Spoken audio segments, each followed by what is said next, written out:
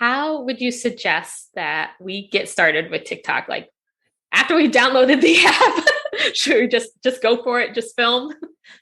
That is a great question too. So I would recommend looking in the search option at other people in your niche. So like if you are a podcast manager, literally look at the keywords podcast manager, because TikTok is becoming, or it is already, a search engine as much as it is a social media platform. Like it exceeded Google in 2021 as the most used platform. Wow, which is I didn't know that. wild. Yeah, that's crazy. People are like going and like looking for those keywords. Or for example, like if you're searching like something else that you might talk about in your niche. So like for me, I might search for like TikTok trends or TikTok tips. Or if you're a candle maker, you might look up candle ingredients or candle maker. If you're a clothing maker, you might look up Cricut tips, right? Like all those keywords, and you're going to find so many amazing creators, right? And I'm not saying to copy what they're doing.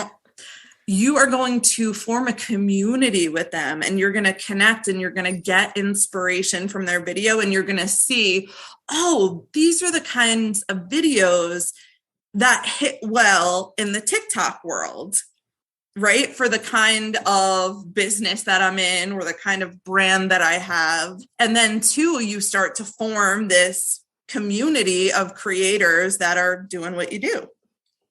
I love that. Yes. Yeah. I'm definitely going to do that when I get done with there. Yes. So how often do we need to be posting on TikTok? Yes, the hard-hitting question. Okay, I have two answers. I have the save your mental health answer, and then I have the answer that is what has worked for myself and my clients when we're on the sprint to 1,000 followers. And I'm going to explain the sprint to 1,000 followers before I get into how often you should post. So if you're using TikTok for business, you most likely want to monetize the platform, right? Use it as a top of funnel strategy to eventually get people to convert and make money off of the platform. So you cannot put a link in your bio until you have 1,000 followers. And you can't go live on TikTok until you have 1,000 followers. But the link is the most important thing, right? Because you want to drive those people to wherever you want them to go, an email list, a landing page, maybe right to a checkout page for a low ticket offer. And we can't do that until we have 1,000 followers. So let's get into posting when you're on that sprint to 1,000. So I find that if you can swing it, posting 2 to 3 times a day, and again, it can be really like quick videos, maybe 30 seconds to a minute of you just like dropping a tip or two. And maybe one of the videos can be a behind the scenes of you setting up your workspace for the day. And then another video can be a trend. Right? So you're not like reinventing the wheel. Okay. That's if you can swing it. But if that's not sustainable for you, then that's okay. Right? I hear people say like, oh, what's this crazy amount that I need to post? Well, if that's not sustainable for you, then you need to do what works for you. Mm-hmm. So I always say, if you can just do one post a day, even just during the work week, so Monday to Friday, that is also good enough.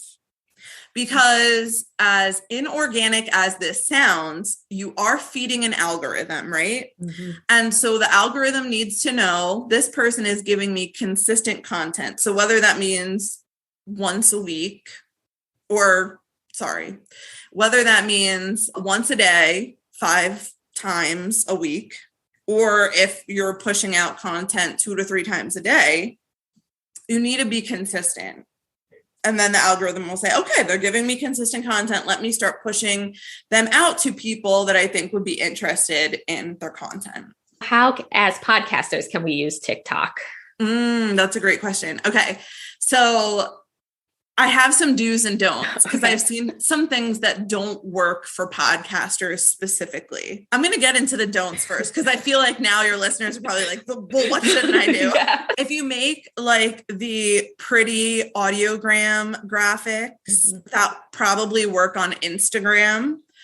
Those will not convert on TikTok because TikTok is very much like a face to camera or behind the scenes kind of platform, and graphics do not convert on there. So if you want to use a clip or a snippet from your podcast, I would either try and record yourself while you're recording your podcast, like with your iPhone or a camera, which is great practice anyway, because then you can repurpose it to YouTube or YouTube Shorts or idea pins or what have you. Another thing you can do is put that audio in the back of a behind the scenes video. So for example, like we talked about, like you setting up your workspace, maybe a video of you, like a phone to screen video of you editing, and like the editing software, people love seeing behind the scenes of that, but just not the graphics. Please, not the graphics. That is good to know. Yes. Cause I do create the audiograms, but I haven't put anything of my podcast on TikTok yet. Cause I just wasn't sure, like, what should I put on there? Yeah. And those do work well, like on Instagram, and you probably could, like, you could put those on Reels because graphics work on Instagram, but they don't work on TikTok.